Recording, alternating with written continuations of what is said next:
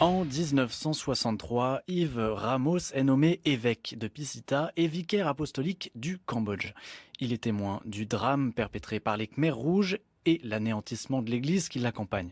Il revenait fin août dernier au micro d'Orient Extrême sur cet épisode historique, non sans apporter un message d'espoir. Nous écoutons son témoignage. On savait aussi que par ailleurs, dans tout le Cambodge, s'avançaient les Khmers rouges. Ils prenaient de plus en plus de place, de plus en plus d'importance, et les villes tombaient les unes après les autres, les provinces tombaient les unes après les autres. Et finalement, il ne restait plus que Phnom Penh, qui était assiégé jour et nuit, et qui allait tomber aussi. C'est à ce moment-là qu'on a pris la décision de choisir un évêque cambodgien, qui est la charge de l'église du Cambodge dans cette époque-là, parce que nous savions très bien que l'arrivée des Khmers rouges signifierait l'exil des étrangers, leur mise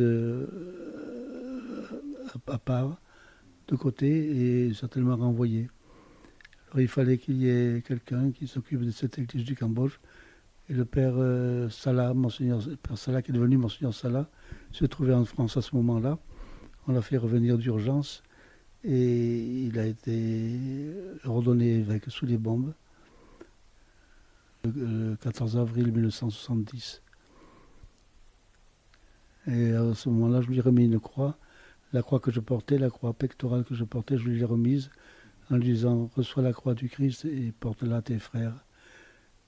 Et 3 jours après, il partait en exil, parce que Phnom Penh était tombé aux mains des Khmers rouges. Il partait en exil dans les camps de concentration, les camps de travail forcé, en portant avec lui la croix que je lui avais donnée.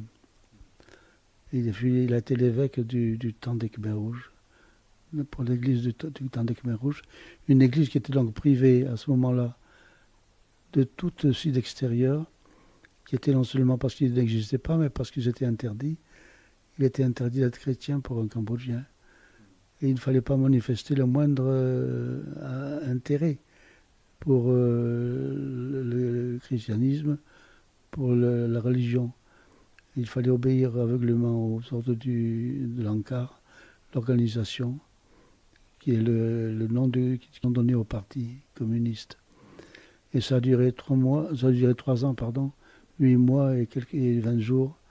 Mais ce fut une agonie pour le peuple cambodgien, parce qu'1 700 000 personnes sont mortes d'épuisement, de faim, de mauvais traitements et exécutées par les Khmers rouges pendant cette période-là.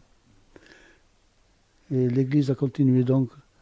Il n'y avait plus de prêtres, tous les prêtres ont été massacrés, il n'y avait plus de religieuses, il n'y avait plus de catéchistes, il n'y avait plus de prières officielles, il n'y avait plus de livres, plus d'églises, plus de communautés chrétiennes rassemblées. Il y avait des chrétiens dispersés, une église dispersée, donc, mais l'église existait dans le cœur des gens. Elle était invisible, puisqu'elle était partout détruite. 73 églises ont été détruites par les Khmers rouges. Presque toutes les églises, il n'en est resté que 2 ou 3, systématiquement. Et il n'y avait donc aucun signe extérieur, mais il y avait simplement l'église dans le cœur des gens, la foi au cœur des gens. Et je me suis aperçu à ce moment-là que l'église, beaucoup de choses peuvent être détruites dans l'église. Beaucoup de choses, beaucoup. Tout ce qui est humain peut être détruit. Mais cette église-là, c'est que dans le cœur des gens, ne peut pas être détruite. La foi reste ancrée. Et quand nous sommes revenus, en 1989, il est resté à peu près 3000 chrétiens.